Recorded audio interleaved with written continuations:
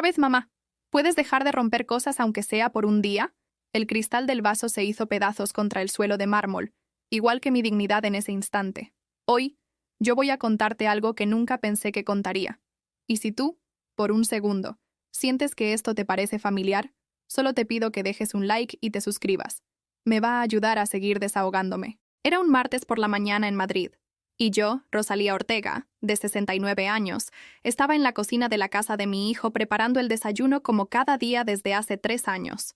Las manos me temblaban ligeramente, cosa de la edad y la artritis, mientras lavaba los platos en el fregadero de acero inoxidable que tanto le había costado a Alejandro.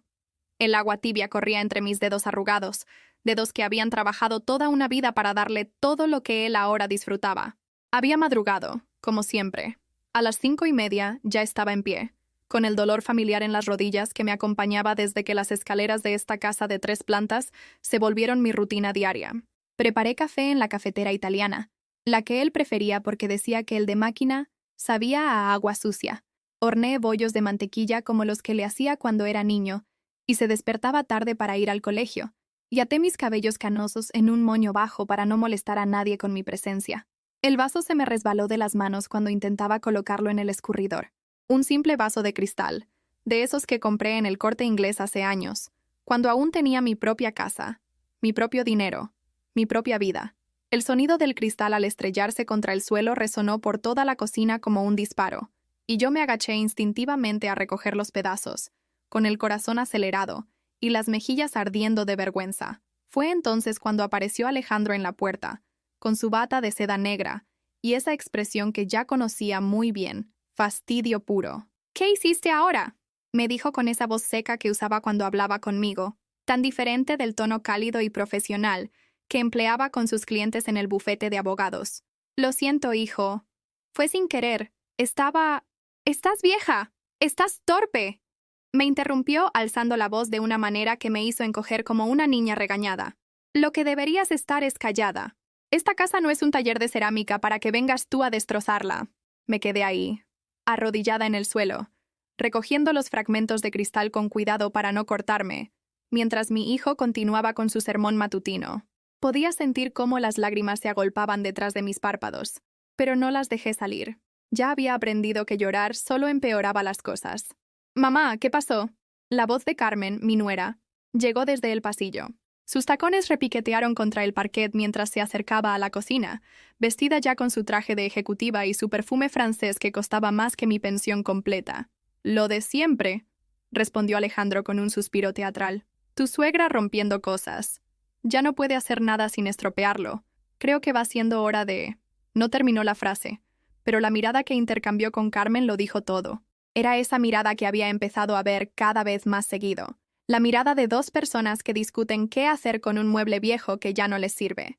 Carmen me observó desde arriba, con esos ojos azules que una vez me parecieron hermosos, y ahora solo veía frialdad. Sus labios, perfectamente pintados de rojo coral, se curvaron en una sonrisa que no llegaba a sus ojos. «Doña Rosalía, ¿por qué no se sienta un momento? Yo termino de limpiar esto», me dijo con esa voz melosa que usaba cuando quería parecer considerada delante de Alejandro. Pero yo sabía lo que realmente pensaba. Lo había escuchado la semana pasada, cuando creían que estaba dormida en mi cuarto del sótano. «Tu madre se está volviendo un problema, Alejandro. Los niños ya ni quieren bajar a desayunar cuando ella está en la cocina». Me levanté lentamente, sintiendo cómo las rodillas protestaban, y me dirigí hacia la mesa de madera maciza donde había dejado mi taza de café. Mi café, que ya se había enfriado mientras preparaba el desayuno para una familia, que cada día me hacía sentir más como una intrusa en mi propia existencia. Los niños bajaron poco después, Pablo de 12 años y Sofía de 14, pero apenas me dirigieron la mirada. Antes corrían a abrazarme cuando llegaba de visita. Me contaban sus problemas del colegio. Me pedían que les contara historias de cuando su papá era pequeño. Ahora pasaban de largo, con sus móviles en la mano, y esa prisa moderna que no tenía tiempo para abuelas que rompían vasos. Mientras desayunaban en silencio, yo me quedé de pie junto a la ventana, observando el jardín que Carmen había rediseñado el año pasado. Ya no quedaba rastro de las rosas que yo había plantado cuando vine a quedarme un tiempo. Ahora todo era césped perfectamente cortado y plantas minimalistas que no requerían cuidado ni amor, solo una empresa de jardinería que venía cada 15 días. En el reflejo del cristal de la ventana, pude ver mi propia imagen, una mujer de casi 70 años, con el cabello completamente blanco recogido en un moño deshecho, vestida con una bata floreada que había sido bonita hace una década, y unos ojos que habían perdido ese brillo que tenían cuando mi difunto esposo Manuel me decía que era la mujer más hermosa de todo Aragón. ¿Cuándo había dejado de ser Rosalía para convertirme en la madre de Alejandro? ¿Cuándo había pasado de ser una mujer independiente que trabajaba en la oficina de correos de Zaragoza, que tenía sus propios amigos, su propia casa, sus propias decisiones, a ser esta sombra que se disculpaba por existir? La respuesta llegó como siempre, gradualmente, como el agua que erosiona la piedra, gota a gota, día tras día, hasta que ya no quedaba nada de lo que fui. Esa mañana, mientras recogía los últimos fragmentos de cristal del suelo de la cocina de mi hijo, algo dentro de mí también se rompió. Pero a diferencia del vaso, lo que se quebró en mi interior no hizo ruido.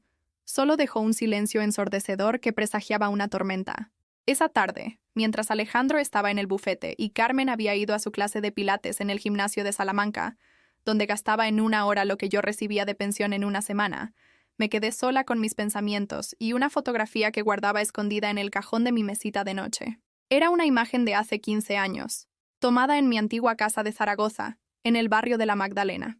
Alejandro aparecía sonriendo, con el brazo alrededor de mis hombros, el día que se graduó de la universidad. Yo llevaba puesto mi vestido azul marino, el mismo que me había comprado con el primer sueldo que cobré después de enviudar. Detrás de nosotros se veía mi salón, con los muebles que había heredado de mi madre, el aparador de nogal donde guardaba la vajilla de los domingos, el sofá de terciopelo granate donde Alejandro hacía sus tareas del instituto, la mesa de centro donde compartíamos la merienda mientras veíamos las noticias en la televisión pequeña. Todo eso había desaparecido, vendido, donado o tirado cuando me mudé temporalmente a Madrid para echar una mano con los niños. Recordaba perfectamente el día que Alejandro me llamó desde su despacho con esa voz preocupada que tanto me conmovió. «Mamá, Carmen está agobiada con los niños y el trabajo. Necesitamos ayuda. ¿Por qué no vienes unos meses? Aquí tienes tu habitación, comida, y los nietos te van a adorar tener a la abuela cerca». Qué tonta fui al creer que me necesitaban por amor. Lo que necesitaban era una empleada doméstica gratuita, una niñera sin horarios, una sombra silenciosa que resolviera sus problemas sin crear otros nuevos. Me había mudado con 2 maletas y la ilusión de ser útil de nuevo. Mi casa de Zaragoza. Esa casa de 2 plantas con patio interior donde Manuel y yo habíamos criado a Alejandro, donde habíamos sido felices durante 30 años. Se quedó vacía, esperándome. Al principio, iba a visitarla cada 2 meses. Después, cada 6. La última vez que estuve allí fue hace más de un año, cuando descubrí que Carmen había contratado a una empresa para que la mantuviera en condiciones, mientras yo no estaba. Lo que no me habían dicho es que mantener en condiciones significaba vaciarla poco a poco. Cada visita encontraba menos cosas. Primero desaparecieron los adornos. Se pueden romper con la humedad. Después los electrodomésticos. Están muy viejos. Es mejor venderlos. Luego los muebles. Ocupan mucho espacio y juntan polvo. Al final, lo que quedaba era una casa fantasma con las paredes desnudas y el eco de una vida que ya no existía. «Es por tu bien, mamá», me había dicho Alejandro la última vez que protesté. «Una casa vacía es un riesgo. Mejor que esté todo guardado aquí, donde podemos cuidarlo». Pero yo sabía que mis cosas no estaban guardadas en ningún lado. Simplemente habían dejado de existir, como yo estaba dejando de existir poco a poco en esta casa donde mi presencia era tolerada pero no deseada. Aquella noche, después de lavar los platos de la cena, una cena donde, como siempre, yo había cocinado pero no había sido invitada a sentarme a la mesa hasta que ellos terminaran, bajé a mi cuarto en el sótano.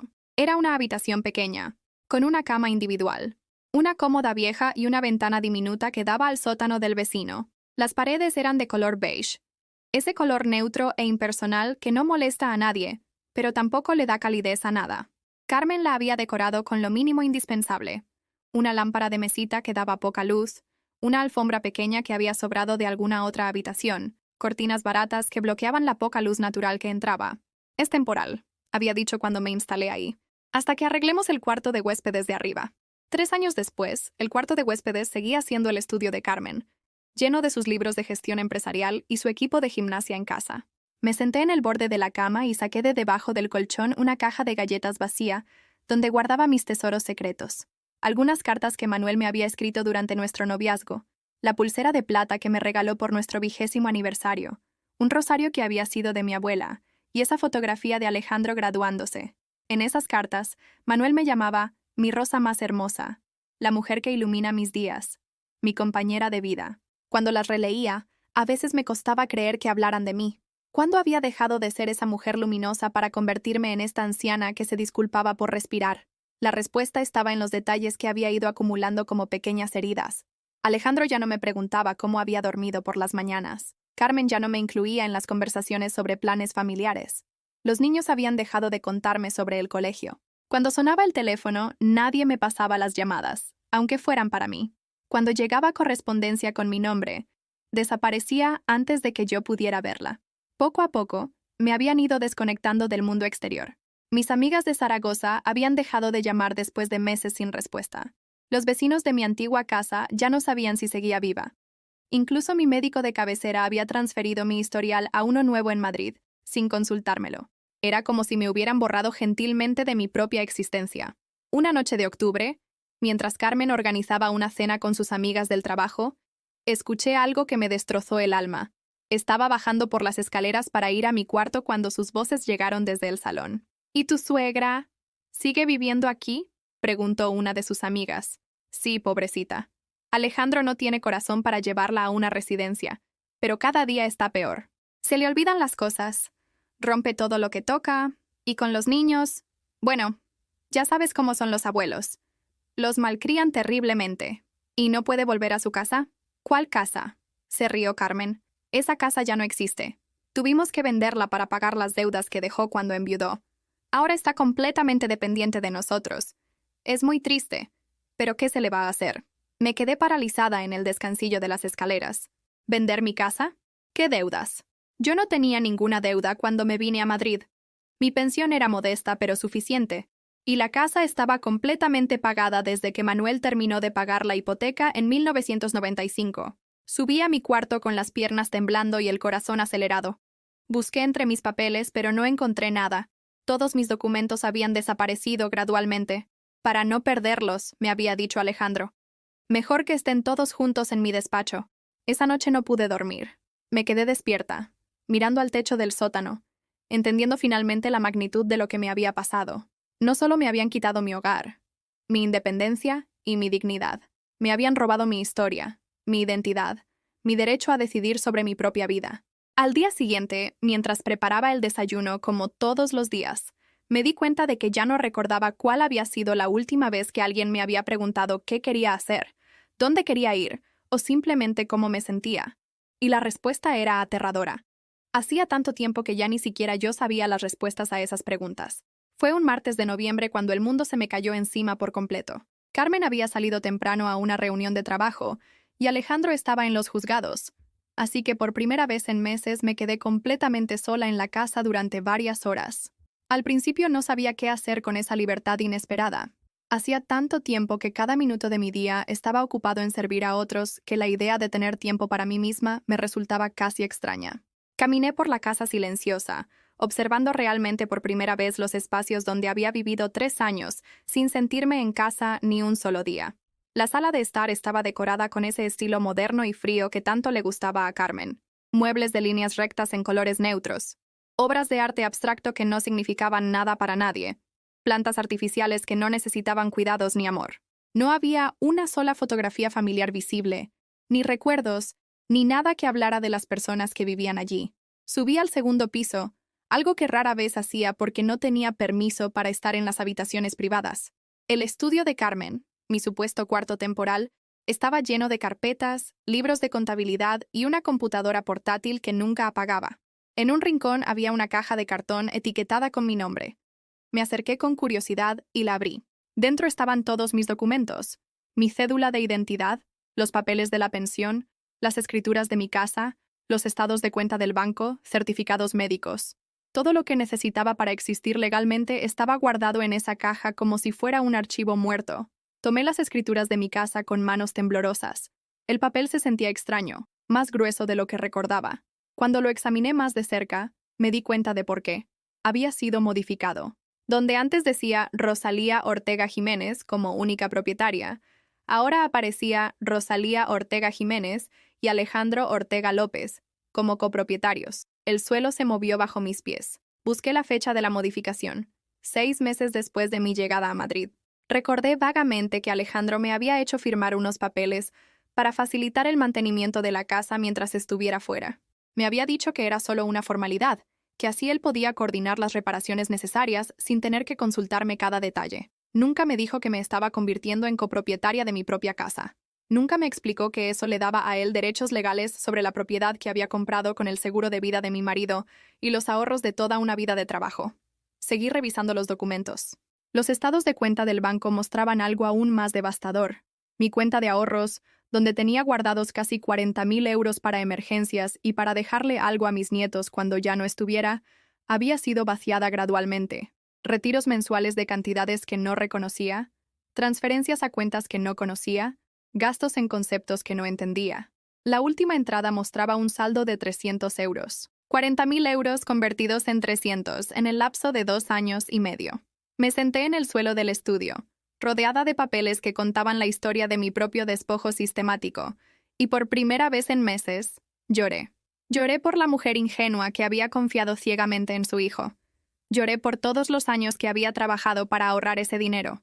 Lloré por mi casa, por mi independencia, por mi dignidad vendida a plazos sin que yo lo supiera.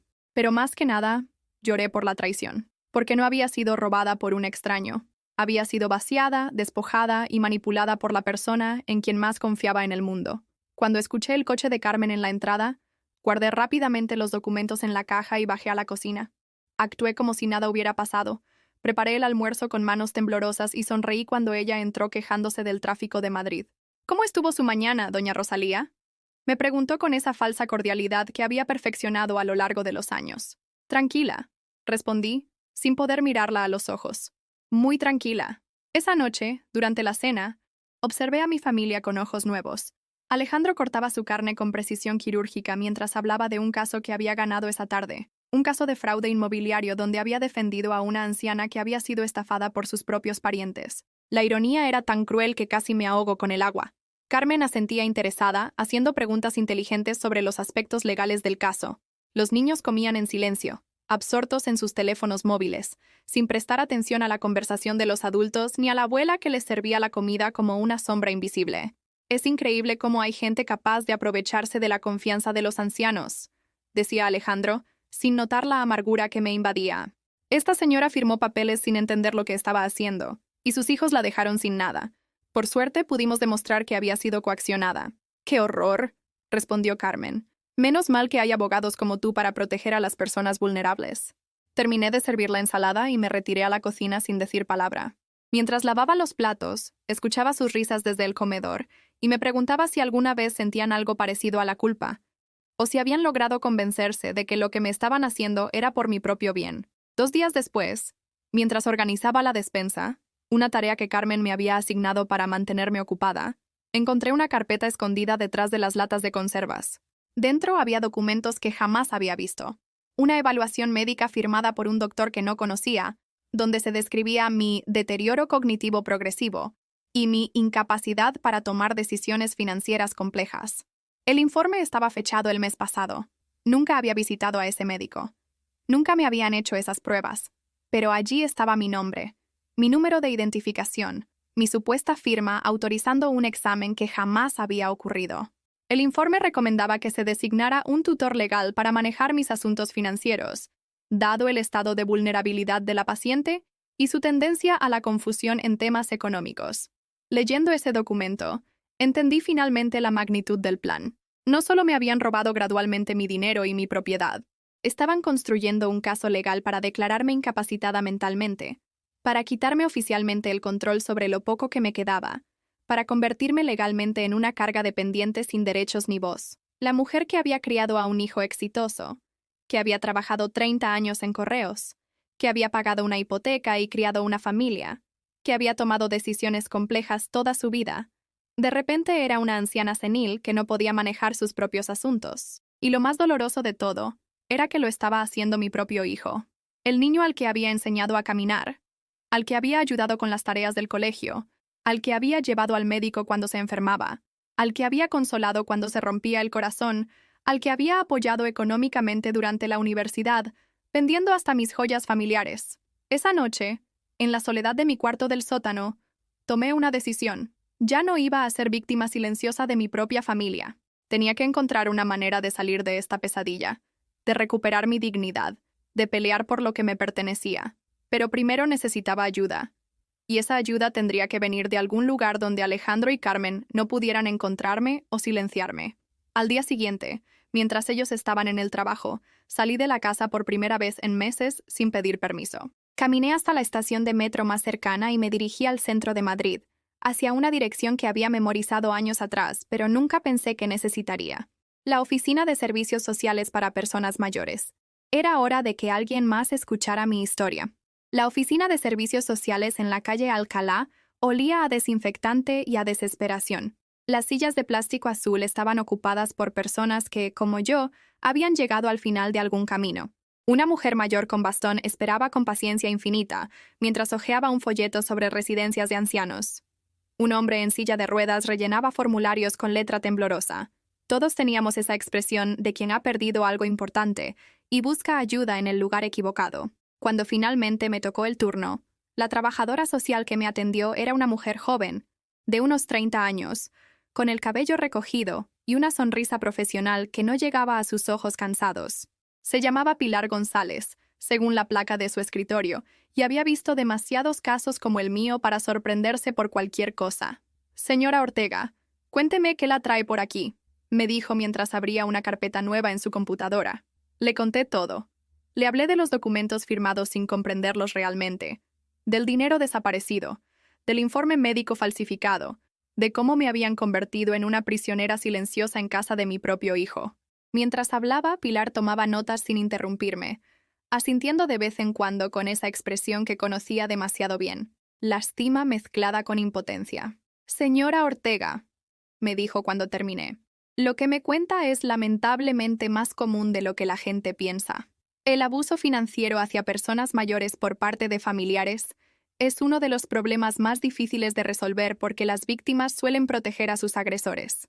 Pero yo no lo estoy protegiendo», protesté. «Estoy aquí pidiendo ayuda. Lo sé, y eso ya es un paso muy valiente.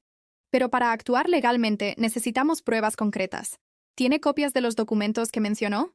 ¿Puede demostrar que no autorizó esas transferencias de dinero?» Ahí estaba el problema. Alejandro había sido muy cuidadoso. Técnicamente, yo había firmado todo. Mi nombre estaba en los papeles. Mi firma aparecía en los documentos bancarios. El hecho de que no hubiera entendido lo que estaba firmando, o que me hubieran mentido sobre las consecuencias, era difícil de probar legalmente. «Mi consejo», continuó Pilar, «es que busque un abogado especializado en este tipo de casos. Nosotros podemos ofrecerle algunos recursos. Un teléfono de emergencia para ancianos, información sobre viviendas sociales, asistencia psicológica. Pero para recuperar su dinero y su propiedad, necesita ayuda legal profesional». Salí de esa oficina con un folleto lleno de números de teléfono y la sensación amarga de que el sistema estaba diseñado para proteger a los que sabían cómo manipularlo, no a las víctimas que apenas entendían las reglas del juego. El viaje de regreso en metro fue interminable. Mientras el tren se balanceaba por los túneles oscuros bajo Madrid, pensé en todas las veces que Alejandro había llegado a casa hablando de sus victorias legales, de cómo había ayudado a tal o cual cliente a ganar un caso difícil. Él conocía cada resquicio legal, cada vacío en el sistema que se podía explotar. ¿Cómo iba yo, una jubilada sin educación legal, a enfrentarme a alguien que había dedicado su vida profesional a ganar batallas como esta? Cuando llegué a casa, Carmen estaba en la cocina preparando la merienda para los niños. Me miró con una expresión extraña, como si hubiera notado algo diferente en mí.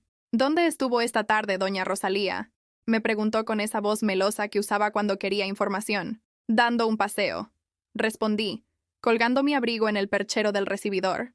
Hacía buen tiempo. «Qué bien. Es importante que salga, que tome el aire. Pero la próxima vez avíseme, ¿sí? Por si acaso». No era una sugerencia. Era una orden disfrazada de preocupación. Había notado mi ausencia y no le había gustado. Esa noche, durante la cena, Alejandro anunció que había programado una cita médica para mí. «Mamá, hace tiempo que no vas al doctor para una revisión general», me dijo mientras cortaba su salmón. «A tu edad es importante hacer controles regulares». «Yo me siento bien», respondí, sabiendo exactamente a dónde llevaba esta conversación. «Ya lo sé, pero es preventivo». Carmen consiguió una cita con un excelente geriatra, el doctor Mendoza. Es amigo de la familia, muy profesional. Carmen asintió con entusiasmo. Es el mismo doctor que atiende a la madre de mi jefa. Dice que es muy bueno detectando problemas antes de que se vuelvan serios. Ahora entendía. La visita al doctor no era para cuidar mi salud.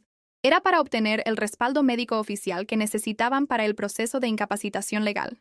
El doctor Mendoza iba a diagnosticar los problemas cognitivos que habían inventado en el informe falso que había encontrado. No necesito ir al doctor, dije con más firmeza. Si me sintiera mal, yo mismo pediría una cita. Mamá. La voz de Alejandro se volvió ligeramente dura. No es una opción. Es una cita médica necesaria. Ya está programada para el viernes. Desde el otro lado de la mesa, Pablo, mi nieto de 12 años, me miró con una expresión confundida. Era el único en esa familia que a veces todavía me trataba como una persona real, aunque cada vez menos. ¿Por qué la abuela tiene que ir al doctor si no quiere? Preguntó con esa honestidad brutal de los niños. Porque a veces las personas mayores no se dan cuenta cuando están enfermas, respondió Carmen rápidamente.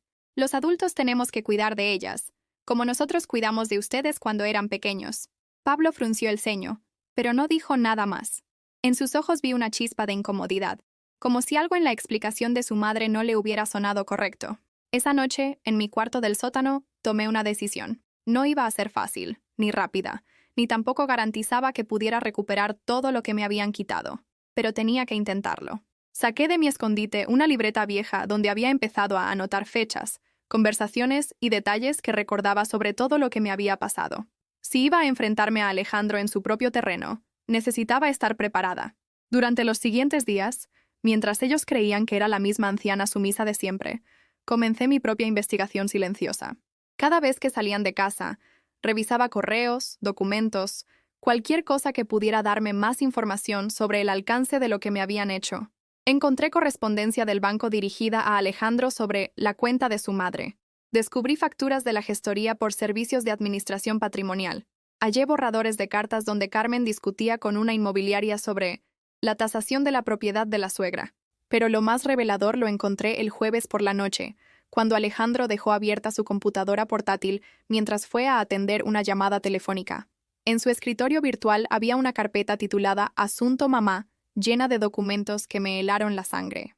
Había emails con otros abogados consultando sobre los procedimientos para declarar a una persona mayor incapacitada. Había cotizaciones de residencias geriátricas privadas de alto costo. Había incluso un borrador de carta dirigida a mí, explicándome que, por mi propio bien, iban a trasladarme a un ambiente más adecuado para mis necesidades especiales. Pero lo que más me impactó fue un mensaje que Alejandro le había enviado a Carmen 3 días atrás. Todo va según el plan. Después de la evaluación del viernes, tendremos lo que necesitamos para proceder. Calculo que en 2 meses podemos tener todo resuelto. 2 meses. En 2 meses planeaban haberme despojado legalmente de todo derecho sobre mi propia vida. Cerré la computadora con manos temblorosas y regresé a mi cuarto. Ya no tenía tiempo para planes lentos o ayuda oficial. Tenía que actuar rápido, antes de que fuera demasiado tarde. Al día siguiente, mientras Alejandro estaba en el juzgado y Carmen en su oficina, salí de la casa nuevamente. Pero esta vez no fui a servicios sociales. Esta vez me dirigí directamente al Colegio de Abogados de Madrid, donde esperaba encontrar a alguien que pudiera ayudarme a pelear contra mi propio hijo antes de que me encerraran legalmente en una residencia y tiraran la llave. La guerra había comenzado oficialmente, aunque ellos todavía no lo sabían. El Colegio de Abogados de Madrid, en la calle de los Madrazo, me recibió con la solemnidad de un tribunal. Los pasillos de mármol pulido reflejaban mis pasos inseguros mientras buscaba la oficina de consultas gratuitas que me habían indicado en recepción. Llevaba en mi bolso todos los documentos que había logrado fotocopiar a escondidas. Los estados de cuenta modificados, las escrituras alteradas, copias de los emails que había encontrado en la computadora de Alejandro. La abogada que me atendió se llamaba Elena Ruiz, una mujer de unos 40 años con el cabello castaño recogido en un moño profesional y una mirada inteligente que me tranquilizó inmediatamente. Cuando le expliqué mi situación, no mostró la lástima condescendiente que había visto en otros lugares. En cambio, tomó notas detalladas y me hizo preguntas específicas que demostraban que entendía exactamente lo que me estaba pasando. Señora Ortega, me dijo después de revisar todos los documentos. Lo que me está mostrando es un caso clásico de abuso financiero con preparación para incapacitación fraudulenta. Su hijo es abogado, así que sabe exactamente cómo manipular el sistema legal para que todo parezca legítimo. ¿Pero se puede hacer algo?, pregunté sintiendo por primera vez en meses una chispa de esperanza real. Sí, se puede. Pero va a ser complicado. Y va a requerir que usted esté dispuesta a enfrentarse directamente a su familia. ¿Está preparada para eso? La pregunta me golpeó como un puñetazo en el estómago. Una cosa era descubrir la traición, y otra muy diferente era estar dispuesta a destruir públicamente la relación con mi único hijo, con mis únicos nietos, con la única familia que tenía en el mundo. No sé, admití. Es mi hijo. Elena asintió con comprensión. Lo entiendo. Es la reacción más normal del mundo. Pero tiene que entender algo. Ellos ya tomaron la decisión de destruir su relación con usted. Lo que han hecho no es un error o un malentendido. Es un plan deliberado y sistemático para despojarla de todo lo que tiene. La pregunta no es si va a perder a su familia. La pregunta es si va a luchar por conservar su dignidad y su libertad. Sus palabras resonaron en mi cabeza durante todo el camino de regreso a casa. Tenía razón. Ya había perdido a mi familia. Lo que estaba viviendo desde hacía 3 años no era amor familiar. Era una forma sofisticada de secuestro emocional y financiero. Cuando llegué a casa, encontré a Alejandro esperándome en la sala, sentado en su sillón de cuero negro con una expresión que no había visto desde que era adolescente y había llegado tarde a casa después de una fiesta. «Mamá, ¿dónde has estado?», me preguntó con esa voz controlada que usaba cuando estaba muy enojado pero trataba de no demostrarlo. «Paseando por el centro», respondí, colgando mi abrigo en el perchero. «Carmen me dijo que ayer también saliste sin avisar. ¿Está todo bien? ¿Te sientes confundida? ¿Desorientada?». Ahí estaba. Las preguntas cargadas, las sugerencias sutiles de deterioro mental, la construcción del caso que presentarían al doctor el viernes. «Me siento perfectamente bien», dije, mirándolo directamente a los ojos. «Solo quería caminar». «Es que nos preocupas, mamá. A tu edad, salir sola por Madrid. Pueden pasarte muchas cosas. Puedes perderte, confundirte, tener algún accidente. He vivido en España 70 años, Alejandro. Creo que puedo manejar una caminata por mi cuenta». Algo en mi tono debe haberlo alertado porque su expresión cambió ligeramente. Me estudió con esos ojos de abogado que había aprendido a usar para evaluar a testigos hostiles. «Por supuesto que puedes», dijo finalmente. «Solo queremos cuidarte, como tú nos cuidaste a nosotros». La ironía de esa frase me cortó como un cuchillo. Yo los había cuidado dándoles amor, apoyo y sacrificio. Ellos me cuidaban quitándome la libertad, el dinero y la dignidad. Esa noche, durante la cena, el ambiente estaba más tenso de lo usual. Carmen hacía preguntas aparentemente inocentes sobre mi estado de ánimo, mi memoria, si había notado algún cambio en mi salud. Alejandro observaba mis respuestas con atención profesional, como si estuviera preparando un interrogatorio. Pero fue Pablo, mi nieto, quien rompió la tensión con una pregunta que me partió el corazón. «Abuela, ¿por qué ya no me cuentas historias como antes?». La pregunta me tomó por sorpresa. Durante años, los viernes por la noche había sido nuestra tradición. Pablo y Sofía se sentaban conmigo en el sofá, y yo les contaba historias de cuando su padre era niño, de mi juventud en Zaragoza, de su abuelo Manuel y las aventuras que vivíamos juntos. «¿Quieres que te cuente una historia?», le pregunté, sintiendo como mi corazón se aliviaba por primera vez en semanas. «Sí, la de cuando papá se perdió en el mercado de Zaragoza». Alejandro intervino inmediatamente. «Pablo, la abuela está cansada. Mejor ve a hacer tus deberes». «Pero papá, he dicho que vayas a hacer tus deberes». Pablo me miró con tristeza y subió a su cuarto. Sofía, que había estado abstraída en su teléfono, ni siquiera levantó la vista. En ese momento me di cuenta de que no solo me habían aislado del mundo exterior, sino también de mis propios nietos. Habían construido una pared invisible entre nosotros, convirtiendo cada interacción natural en algo que requería permiso y supervisión. Al día siguiente, viernes, llegó la cita médica que había estado temiendo. Carmen me acompañó, para asegurarse de que no me confundiera con las preguntas del doctor. Durante todo el trayecto en el coche, me explicó lo importante que era ser honesta sobre cualquier problema que hubiera notado en mi memoria o mi capacidad de concentración. El doctor Mendoza resultó ser exactamente lo que había esperado. Un hombre de unos 50 años con una sonrisa profesional y un aire de superioridad que me recordó dolorosamente a Alejandro. Su consulta estaba decorada con diplomas y certificaciones que cubrían una pared completa, una exhibición de autoridad diseñada para intimidar a pacientes inseguros. «Señora Ortega, ¿cómo se encuentra usted?», me preguntó mientras revisaba una carpeta que obviamente contenía información que alguien le había proporcionado antes de mi llegada. «Me encuentro bien, doctor». «Eso es excelente. Su hijo me ha comentado que últimamente ha tenido algunos episodios de confusión. ¿Puede contarme sobre eso?». Ahí estaba la trampa. No había tenido ningún episodio de confusión, pero si lo negaba demasiado enfáticamente, parecería defensiva. Si admitía cualquier olvido normal de la edad, lo usarían como evidencia de deterioro cognitivo. No sé a qué se refiere, dije cuidadosamente. Mi memoria funciona perfectamente. El doctor intercambió una mirada con Carmen que no pasó desapercibida para mí. Era la mirada que habían practicado, la comunicación silenciosa entre cómplices. Bueno, hagamos algunas pruebas simples, dijo sacando una hoja con preguntas. ¿Puede decirme qué día es hoy? Las preguntas continuaron durante media hora. Eran las típicas pruebas de capacidad mental que había visto en programas de televisión. Recordar listas de palabras, dibujar un reloj, resolver problemas matemáticos simples. Las respondí todas correctamente, pero podía ver en los ojos del doctor que mis respuestas correctas no eran lo que él esperaba o necesitaba. Al final de la consulta, habló directamente con Carmen, como si yo no estuviera en la habitación. Es evidente que hay algunos signos de deterioro cognitivo inicial. Nada dramático todavía. Pero es importante estar atentos. Recomiendo que tenga supervisión constante y que evite tomar decisiones financieras importantes sin consultar con la familia. ¿Cree que necesita algún tipo de tutela legal? Preguntó Carmen con esa preocupación falsa que había perfeccionado. Es posible que en el futuro sea necesario considerar esa opción. Por ahora, vigilancia cercana será suficiente. Salí de esa consulta sabiendo que acababa de presenciar mi propia ejecución profesional. El doctor Mendoza había firmado mi sentencia de muerte legal sin siquiera conocerme realmente. Su diagnóstico de deterioro cognitivo inicial se convertiría en la base para todo lo que venía después. Pero había algo que ni Alejandro, ni Carmen, ni el doctor Mendoza sabían. Esa misma mañana, antes de ir a la consulta médica, había recibido una llamada de Elena Ruiz. Había encontrado un precedente legal que podía ayudarme. Un caso similar había sido ganado el año anterior por una mujer de Valencia que había demostrado que las evaluaciones médicas habían sido influenciadas por información falsa proporcionada por los familiares. Elena me había dado instrucciones muy específicas. Debía grabar todo lo que pudiera, conseguir más evidencia de la conspiración y, sobre todo, actuar normal hasta que tuviéramos todo lo necesario para contraatacar.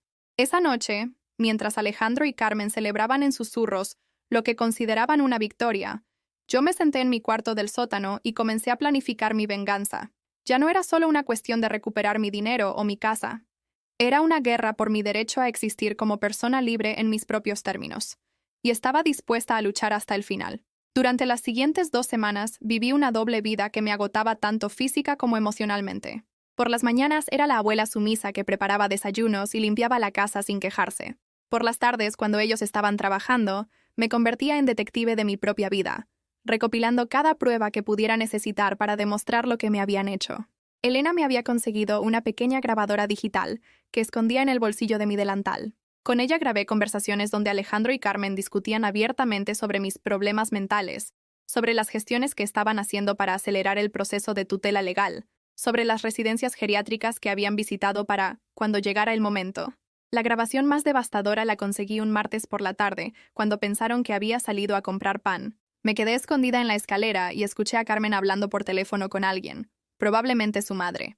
No, no está tan mal como pensábamos. Mentalmente está bien, pero eso no importa. Alejandro dice que con el informe del doctor Mendoza ya tenemos suficiente para proceder. El problema es que la vieja es más lista de lo que creíamos y últimamente está actuando raro, como sospechando algo. No, no podemos esperar más. Ya llevamos demasiado tiempo manteniendo este teatro. Los niños están empezando a hacer preguntas, y Pablo especialmente la defiende mucho. Ayer le dijo a Alejandro que él no creía que la abuela estuviera enferma. El plan es simple. La semana que viene presentamos la solicitud de incapacitación. Con el informe médico y los testimonios de deterioro que hemos documentado, debería ser rutinario. Una vez que tengamos la tutela legal, la trasladamos a la residencia y vendemos la casa de Zaragoza oficialmente. Con todo eso, más lo que ya hemos recuperado de sus cuentas, calculamos que nos quedarán unos 60.000 euros limpios. 60.000 euros. Esa era la cantidad por la que habían decidido destruir mi vida. No era ni siquiera una fortuna. Era menos de lo que Carmen gastaba en un año en ropa y tratamientos de belleza. Pero para ellos, era suficiente para justificar convertir a una madre en una prisionera. Esa noche, llamé a Elena desde un teléfono público cerca de la casa. Había memorizado su número porque no podía arriesgarme a que encontraran evidencia de nuestro contacto. Rosalía, necesitamos actuar ya, me dijo después de escuchar la grabación. Si presentan la solicitud de incapacitación antes que nosotros actuemos, será mucho más difícil revertir el proceso. ¿Está preparada para hacer esto? ¿Qué tengo que hacer exactamente?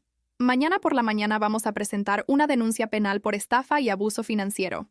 También vamos a solicitar medidas cautelares para proteger sus bienes restantes. Pero tiene que entender que una vez que hagamos esto, no hay vuelta atrás. Su relación con su familia se va a romper definitivamente. Me quedé en silencio durante unos segundos, pensando en Pablo y Sofía, en los pocos momentos de cariño genuino que todavía compartía con ellos. Pero después recordé la conversación que acababa de escuchar. Recordé los 3 años de humillaciones constantes.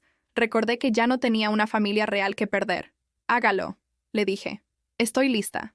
El miércoles por la mañana, mientras Alejandro estaba en su despacho, probablemente preparando los papeles para encerrarme legalmente, yo estaba en los juzgados de Plaza de Castilla presentando mi propia demanda contra él. Elena había trabajado toda la noche preparando un caso que incluía no solo las pruebas que habíamos recopilado, sino también testimonios de vecinos de Zaragoza que recordaban cómo me habían presionado para mudarme a Madrid, y un informe de un perito psicólogo independiente que había evaluado las grabaciones y concluido que no mostraba ningún signo de deterioro cognitivo. La notificación llegó a casa de Alejandro ese mismo día por la tarde. Yo estaba en la cocina preparando la cena cuando escuché el timbre, y después la voz alterada de Carmen hablando con el oficial judicial. Unos minutos después, Alejandro irrumpió en la cocina con una expresión que nunca había visto en su cara. Una mezcla de furia, incredulidad y algo que podría haber sido miedo. ¿Qué significa esto?, me gritó agitando los papeles frente a mi cara. ¿Tú me has demandado? ¿A mí? ¿A tu propio hijo? Me quité el delantal lentamente, con movimientos deliberados que trataban de ocultar lo mucho que me temblaban las manos. Este era el momento que había estado temiendo y esperando a la vez durante semanas. Significa que ya no voy a permitir que me robes, le dije con una voz más firme de la que había usado en años. Significa que sé exactamente lo que me has hecho y que voy a recuperar todo lo que me pertenece. ¿Y robar? Yo no te he robado nada. Todo lo que he hecho ha sido por tu bien. Estás enferma, mamá. No puedes tomar decisiones racionales. No estoy enferma, Alejandro. Nunca he estado enferma. Lo que estoy es harta de ser tratada como una idiota en mi propia familia.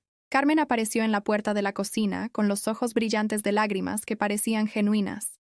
Doña Rosalía, no entiendo por qué está haciendo esto. Nosotros la queremos, la cuidamos. Esta casa es su hogar. Esta casa nunca ha sido mi hogar, le respondí, mirándola directamente a los ojos. Ha sido mi prisión, y ustedes nunca me han querido. Solo han querido mi dinero. Eso es mentira, gritó Alejandro. Te hemos dado techo, comida, cuidados. Hemos sacrificado nuestra privacidad para que tengas donde vivir. ¿Sacrificado su privacidad? Me reí con una amargura que me sorprendió a mí misma. ¿Eso es lo que ha sido para ti? ¿Un sacrificio? Pues déjame aliviarte de esa carga. Subí a mi cuarto del sótano y bajé con la maleta que había preparado en secreto esa misma mañana. Contenía solo lo esencial. Algo de ropa, mis documentos personales, las pocas fotografías que me quedaban, el rosario de mi abuela. Todo lo que realmente me importaba cabía en una maleta pequeña. Cuando volví a la cocina, encontré a toda la familia reunida. Pablo y Sofía habían bajado al escuchar los gritos, y sus caras mostraban una confusión que me partió el corazón. Para ellos, su abuela se había vuelto loca de repente y estaba atacando sin razón a sus padres. «Abuela, ¿qué está pasando?», me preguntó Pablo con una voz pequeña que me recordó al niño que había sido. «Lo que está pasando, cariño», le dije, arrodillándome para quedar a su altura. «Es que a veces los adultos hacen cosas malas, incluso a las personas que quieren, y cuando eso pasa, las personas que han sido lastimadas tienen que defenderse». «¿Papá y mamá te hicieron algo malo?», preguntó con esa capacidad de los niños para ir directo al centro de las cosas. Antes de que pudiera responder, Alejandro se interpuso entre nosotros. «Pablo, vete a tu cuarto.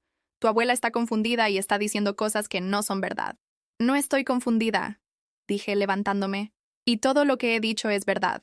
Algún día, cuando sean mayores, van a entender lo que realmente pasó aquí». Alejandro intentó un último recurso. «Mamá, si sales de esta casa, no vas a tener dónde ir. No tienes dinero, no tienes trabajo, no tienes a nadie más en el mundo. Somos tu familia. Somos todo lo que tienes». Me paré en la puerta del recibidor, con mi maleta en la mano y una sensación de libertad que no había experimentado en años. Me volví para mirarlo una última vez. «Alejandro, durante 3 años me has hecho creer que no valía nada, que era una carga, que era una vieja confundida que debería estar agradecida por sus migajas de compasión. Pero acabas de demostrar algo muy importante. Estás desesperado porque me quede, y eso significa que yo tenía algo que tú necesitabas, algo que ya no vas a tener. Esto no va a quedar así», me gritó mientras yo abría la puerta. «Te voy a demostrar que estás enferma. Voy a pelear esto hasta el final». Perfecto, le respondí desde la entrada. Yo también. Cerré la puerta detrás de mí con suavidad, sin dar el portazo dramático que tal vez hubiera sido más satisfactorio. No necesitaba el drama. Tenía algo mucho mejor. Tenía mi dignidad de vuelta. Elena me estaba esperando en un coche al final de la calle. Mientras nos alejábamos de la casa donde había vivido los 3 años más miserables de mi vida, sentí como si estuviera despertando de una pesadilla muy larga. La guerra había comenzado oficialmente, pero por primera vez en años, tenía la sensación de que podía ganarla. Los primeros días después de salir de casa de Alejandro fueron como aprender a respirar de nuevo. Elena me había conseguido una habitación en una pensión modesta cerca de la Plaza Mayor, un lugar limpio y sencillo donde la dueña, una mujer llamada Amparo, me trataba con la cortesía natural que había olvidado que existía. No me hacía preguntas incómodas, no me vigilaba cada movimiento, no me hacía sentir como si mi presencia fuera una molestia. Por primera vez en 3 años, pude despertarme cuando mi cuerpo decidió que había descansado suficiente, no cuando alguien más necesitaba que preparara el desayuno. Pude tomar café en silencio, mirando por la ventana de mi pequeña habitación hacia una calle donde la gente caminaba con prisa hacia sus trabajos, hacia sus vidas, sin tener que pedir permiso para existir. El proceso legal avanzaba más rápido de lo que había esperado. Elena había presentado un caso sólido, y el juez había ordenado la congelación inmediata de todas las transacciones relacionadas con mis propiedades y cuentas bancarias. Alejandro no podía tocar ni un euro más de mi dinero mientras durara la investigación. 3 semanas después de mi salida recibí una llamada inesperada. Era Pablo. «Abuela, ¿estás bien?», me preguntó con esa voz que intentaba sonar adulta pero que todavía conservaba algo de la dulzura infantil. «Estoy muy bien, cariño». «¿Cómo conseguiste mi número?». «Se lo pedí a Sofía. Ella es mejor con las computadoras. Buscamos Abogados Madrid y llamamos a varios hasta que encontramos a la señora Elena. Me emocioné tanto que tuve que sentarme. Mi nieto de 12 años había hecho más esfuerzo por encontrarme que cualquier adulto de esa familia por entender mi situación. Papá y mamá dicen que estás enferma y que por eso estás diciendo cosas malas de ellos. Continuó. Pero tú no suenas enferma. Suenas igual que siempre. No estoy enferma, Pablo. Nunca he estado enferma. Lo sabía. Papá ha estado muy raro desde que te fuiste. Y mamá llora mucho, pero no como cuando está triste de verdad. Es como cuando llora en las películas. La perspicacia de los niños siempre me había maravillado. Pablo había visto lo que los adultos pretendían no notar, que el drama de Carmen era una actuación, que la preocupación de Alejandro era falsa. ¿Vas a volver alguna vez?, me preguntó. No lo sé, cariño. Depende de muchas cosas. Yo quiero que vuelvas. Pero no si van a tratarte mal otra vez. No me gustaba cómo te hablaban. Esas palabras me confirmaron algo que había sospechado. Mis nietos habían sido testigos de mi humillación, pero su juventud no les había permitido entender lo que estaba pasando ni hacer nada para detenerlo. Hablamos durante casi 1 hora. Pablo me contó sobre el colegio, sobre sus amigos, sobre las cosas normales que hacen los niños de 12 años. Yo le conté sobre mi nueva vida, sobre la pensión donde vivía, sobre las palomas que venía a alimentar cada mañana en el pequeño parque cerca de mi habitación. «Suenas más feliz que antes», me dijo hacia el final de la conversación. «Es que estoy más feliz que antes. Me alegro, abuela. Te quiero». «Yo también te quiero, Pablo. Muchísimo». Después de colgar, lloré durante 10 minutos. Pero no eran lágrimas de tristeza. Eran lágrimas de alivio, de gratitud, de esperanza. Mi nieto me había recordado que todavía había amor genuino en mi vida, que no todo había sido una mentira. Un mes después, Elena me llamó con noticias que cambiaron todo.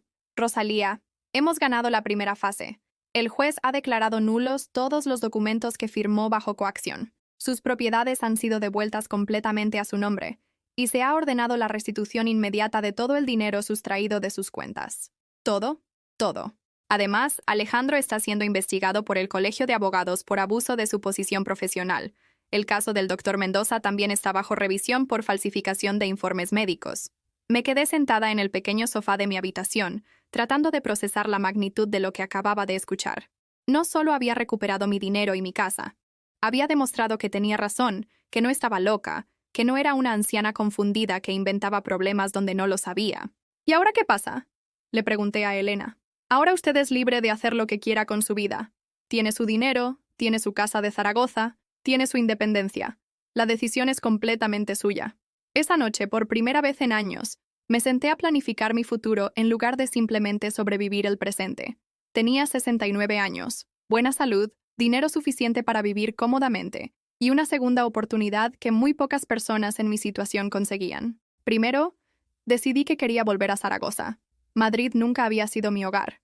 Había sido el escenario de mi pesadilla. Quería recuperar mi casa, restaurarla, llenarla de vida de nuevo. Quería volver a ser la mujer que había sido antes de que la manipulación y el abuso me convencieran de que no valía nada. Segundo, decidí que quería hacer algo útil con la experiencia horrible que había vivido. Elena me había contado que casos como el mío eran más comunes de lo que la gente pensaba, que muchas mujeres mayores sufrían abusos similares de parte de sus propias familias. Quería ayudar a otras mujeres a reconocer las señales, a encontrar ayuda, a luchar por su dignidad como yo había luchado por la mía. El día que volví a Zaragoza fue como regresar de entre los muertos. La casa había sido vaciada, pero las paredes seguían siendo las mismas. El patio interior todavía conservaba la forma que Manuel y yo habíamos diseñado juntos.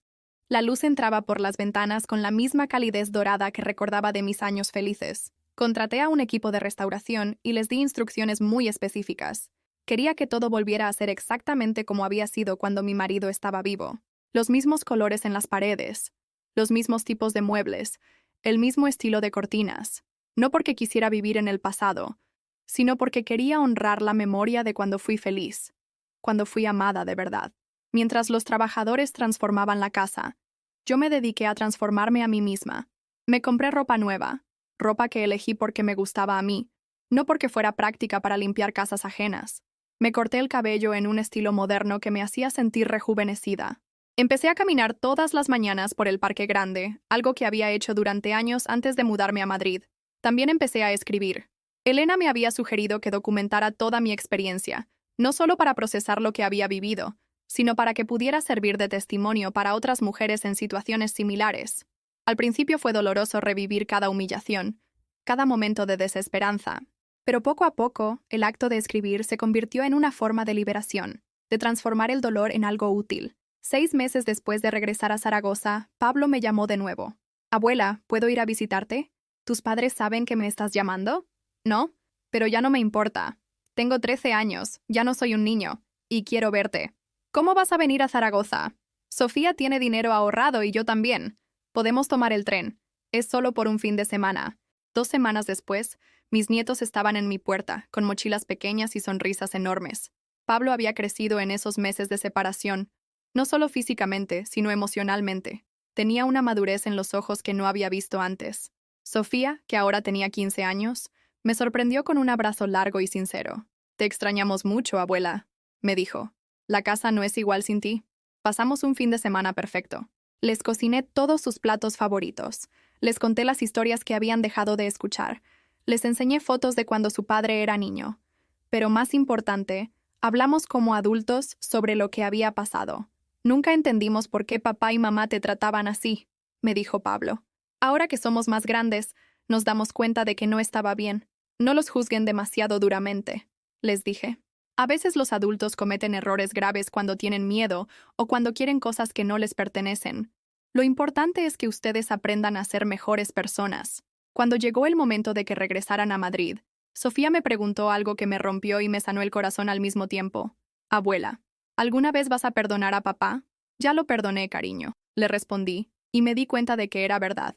Lo perdoné por mí, no por él. Porque guardar rencor habría sido como seguir siendo prisionera de lo que me hizo.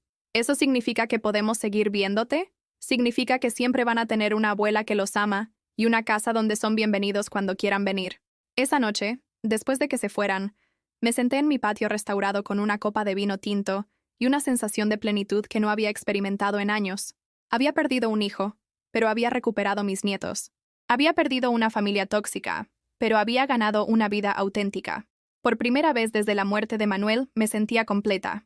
Han pasado 2 años desde que salí de aquella casa en Madrid con una maleta y mi dignidad recién recuperada. Mientras escribo estas líneas, estoy sentada en el mismo patio donde Manuel y yo solíamos tomar café por las mañanas, donde planificábamos nuestros sueños y donde creíamos que el amor familiar era inquebrantable. El sol de octubre en Zaragoza tiene esa luz dorada que tanto extrañé durante mis años de exilio, y las plantas que he vuelto a cultivar llenan el aire con aromas que me devuelven a quien realmente soy.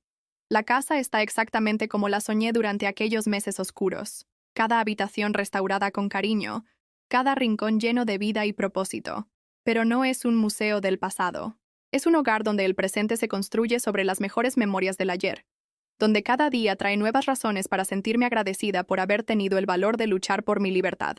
El proyecto que más orgullo me da es el centro de ayuda que fundé junto con Elena en el barrio de San Pablo. Se llama Manos Tendidas y funciona en una casa antigua que compré con parte del dinero que recuperé. Allí ofrecemos asesoría legal gratuita, apoyo psicológico y un espacio seguro para mujeres mayores que sufren abuso por parte de sus propias familias. En estos 2 años, hemos ayudado a más de 40 mujeres a reconocer que no estaban locas, que no eran cargas, que merecían ser tratadas con dignidad, sin importar su edad. Cada historia que escucho en ese centro me recuerda por qué era tan importante que yo peleara mi batalla. María José, de 74 años, cuyo hijo le robaba la pensión para apostar en casinos online. Carmen Luz, de 68, que vivía en un sótano húmedo mientras su nuera alquilaba su casa sin su conocimiento. Esperanza, de 71, a quien sus hijos habían convencido de que tenía demencia para vender su negocio familiar. Todas ellas me dijeron lo mismo que yo me había dicho durante tanto tiempo. Pero es mi familia, son todo lo que tengo. Y a todas les respondí lo mismo que ojalá alguien me hubiera dicho años antes. Una familia que te destruye no es familia, es una cárcel disfrazada de amor. Pablo viene a visitarme cada mes. Ahora tiene 15 años y la sabiduría de alguien que ha visto de cerca cómo los adultos pueden fallar terriblemente en sus responsabilidades más básicas. Estudia mucho, hace preguntas inteligentes sobre el mundo, y a veces me ayuda en el centro traduciendo documentos al inglés o enseñando a las señoras mayores a usar aplicaciones en sus teléfonos. Abuela, me dijo durante su última visita, quiero estudiar derecho como papá, pero para ayudar a gente como tú, no para lastimarla. Sofía viene menos seguido, pero cuando lo hace, nuestras conversaciones son profundas y honestas. A los 17 años tiene una comprensión del mundo que me impresiona y una determinación de no repetir los errores que vio en su casa. Nunca voy a depender económicamente de nadie, me dijo hace pocas semanas, y nunca voy a permitir que nadie me trate como menos de lo que valgo, sin importar cuánto los ame. Esas palabras me llenaron de orgullo y de tristeza a la vez. Orgullo porque está aprendiendo lecciones valiosas de lo que vivimos. Tristeza porque tuvo que aprenderlas tan joven, viendo sufrir a su abuela. De Alejandro sé poco, y quiero saber menos. Elena me contó que perdió su licencia para ejercer la abogacía durante 2 años, como resultado de la investigación del Colegio de Abogados. Su matrimonio con Carmen terminó 6 meses después de que la verdad saliera a la luz, cuando ella se dio cuenta de que él había mentido sobre muchas cosas, incluyendo su situación financiera real. Aparentemente, gran parte del dinero que me robaron lo había perdido en inversiones riesgosas que les habían salido mal. No siento satisfacción por su desgracia, solo una tristeza profunda por el hijo que pudo haber sido y nunca fue. A veces me pregunto si habría cambiado algo si hubiera sido más firme con él desde joven, si le hubiera enseñado mejor el valor del respeto y la honestidad, pero esas preguntas pertenecen al pasado, y yo he decidido vivir en el presente. El doctor Mendoza también enfrentó consecuencias por su participación en el fraude médico. Su licencia fue suspendida y ahora está bajo investigación por otros casos similares. Elena dice que mi caso abrió la puerta para que otras familias denunciaran abusos similares donde médicos cómplices habían facilitado el despojo de ancianos. Hace 3 meses recibí una carta que no esperaba. Era de Carmen. En ella me pedía perdón por todo lo que había pasado. Explicaba que no se había dado cuenta de la magnitud del plan de Alejandro hasta que fue demasiado tarde. Y me preguntaba si alguna vez podríamos hablar para que pudiera explicarme su versión de los hechos. Leí la carta 3 veces, y después la guardé en un cajón sin responder. No porque no la perdone. Como le dije a Sofía, ya perdoné a todos por mi propia paz mental, sino porque no veo qué propósito serviría esa conversación. Ella eligió ser cómplice de mi destrucción durante años. El hecho de que ahora se sienta culpable no cambia el daño que causó, ni me devuelve los años de humillación que viví por su silencio calculado. Mi vida actual está llena de propósito y alegría de maneras que no había imaginado posibles a los 69 años. Tengo amigas reales, mujeres que conozco en el centro, vecinas que me invitan a tomar café, una pequeña comunidad de personas que me valoran por quien soy, no por lo que puedo darles. Viajo cuando quiero, como cuando quiero, gasto mi dinero en cosas que me hacen feliz sin tener que justificarle mis decisiones a nadie. El año pasado fui por primera vez a París. Un viaje que Manuel y yo habíamos planeado hacer para nuestro 25 aniversario, pero que nunca pudimos costear. Caminé por las orillas del Sena, visité el Louvre, tomé café en pequeñas cafeterías donde nadie conocía mi historia ni me juzgaba por mi edad. Me sentí libre de una manera que no había experimentado desde mi juventud. También he vuelto a escribir, no solo el testimonio de mi experiencia, sino cartas, pensamientos, reflexiones sobre la vida que pienso compilar en un libro algún día. Elena dice que mi historia podría ayudar a muchas mujeres a reconocer situaciones de abuso antes de que sea demasiado tarde. Pero más que todo, he aprendido a valorarme a mí misma de nuevo. Cada mañana, cuando me miro en el espejo, veo a una mujer que luchó por su dignidad y ganó. Veo arrugas que cuentan historias de resistencia, no de derrota. Veo ojos que han llorado pero que ahora brillan con propósito renovado. A veces, cuando estoy cuidando las plantas del patio o cocinando para mí misma en mi propia cocina, recuerdo aquella mañana cuando se rompió el vaso de cristal y con él, pensé, mi última pizca de dignidad. Ahora entiendo que no fue el final de nada. Fue el comienzo de todo. Porque a veces, cuando la vida te rompe completamente, es la única manera de descubrir qué tan fuerte eres realmente. A veces tienes que perder todo lo que creías que te definía para encontrar quién eres verdaderamente. Y a veces, cuando tienes 71 años y el mundo te dice que ya es demasiado tarde para empezar de nuevo, es exactamente el momento perfecto para demostrarle al mundo que se equivoca. ¿Has vivido alguna vez algo parecido a lo que te conté? ¿Conoces a alguien que haya pasado por una situación similar, de abuso familiar o manipulación económica? Cuéntamelo en los comentarios. Si esta historia te llegó al corazón, por favor déjame tu like y suscríbete al canal. Así este mensaje puede llegar a alguien que realmente necesita escucharlo, a alguien que todavía cree que no tiene opciones, a alguien que necesita saber que nunca es demasiado tarde para recuperar tu dignidad y comenzar de nuevo. Querido corazón que me escucha desde el otro lado de esta pantalla, quiero hablarte directamente a ti. Sí, a ti que tal vez en este momento sientes que mi historia suena demasiado familiar. A ti que quizás has reconocido en mis palabras ecos de tu propia vida, de tu propia familia, de tus propias heridas silenciosas. Sé que mientras escuchabas mi relato, algo se movió dentro de tu pecho. Tal vez fue rabia por las injusticias que reconociste. Tal vez fue tristeza por las oportunidades perdidas. O quizás fue esa chispa diminuta pero poderosa que llamamos esperanza. Esa luz que se enciende cuando nos damos cuenta de que no estamos solos en nuestro sufrimiento. Quiero que sepas algo muy importante. Si mi historia te resonó, si viste reflejada tu propia situación en mis palabras, no es casualidad. El universo, Dios, el destino, llámalo como quieras, te puso exactamente aquí, en este momento, para que escucharas estas palabras que necesitabas oír. Tal vez tú también tienes 60, 70, 80 años y te has sentido invisible en tu propia familia. Tal vez tus hijos o nietos te tratan como si fueras una carga en lugar de la bendición que realmente eres. Tal vez has dado tanto de ti mismo durante tantos años que ya ni recuerdas quién eras antes de convertirte en el cuidador, el proveedor, el que siempre dice que sí. O tal vez eres más joven y estás viendo cómo tratan a tus padres, a tus abuelos, y algo en tu interior te dice que eso no está bien, pero no sabes cómo actuar o temes causar problemas en la familia. Sea cual sea tu situación, quiero decirte algo que ojalá alguien me hubiera dicho a mí hace años, cuando empezó mi pesadilla. Tú vales mucho más de lo que te han hecho creer. Sí, aunque tengas arrugas. Sí, aunque tu memoria no sea perfecta. Sí, aunque necesites ayuda para algunas cosas que antes hacías fácilmente. Sí, aunque tus hijos te hagan sentir como si fueras un problema que resolver en lugar de una persona que amar. Tu valor no disminuye con la edad. Tu dignidad no tiene fecha de vencimiento. Tu derecho a ser tratado con respeto no caduca cuando cumples 65, 70, 80 años o más. Escúchame bien.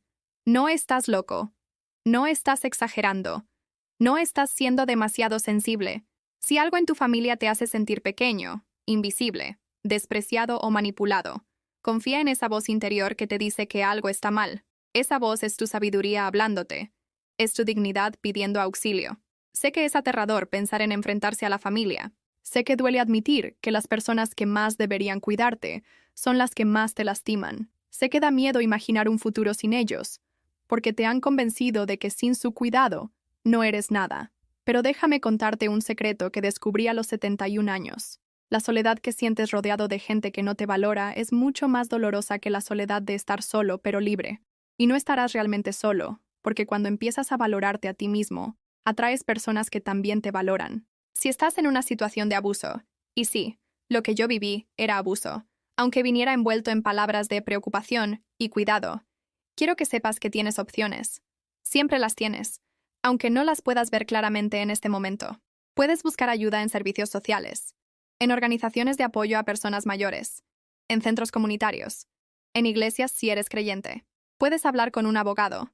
Muchos ofrecen consultas gratuitas para casos como estos. Puedes llamar a líneas de ayuda donde personas entrenadas te escucharán sin juzgarte. Pero más importante que todo, puedes empezar por cambiar la conversación que tienes contigo mismo. Deja de repetirte que eres una carga.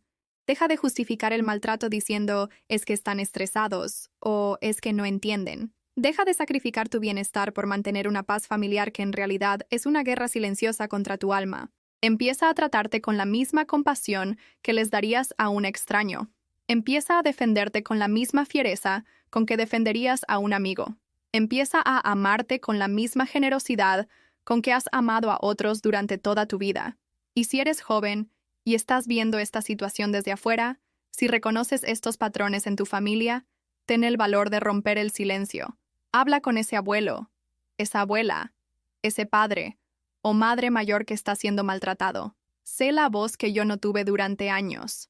Sé la mano extendida que puede sacar a alguien del pozo de la desesperanza. No permitas que la cultura del respeto a los mayores se convierta en una excusa para el abuso de los mayores. Respetar a alguien significa tratarlo con dignidad, no convertirlo en un objeto sin voz ni derechos. Quiero que entiendas algo fundamental. Cambiar tu situación no es traicionar a tu familia. Es ser fiel a ti mismo. No es ser egoísta. Es practicar el amor propio que tanto has olvidado. No es destruir relaciones. Es reclamar tu derecho a que te amen de verdad. No que te toleren como una carga.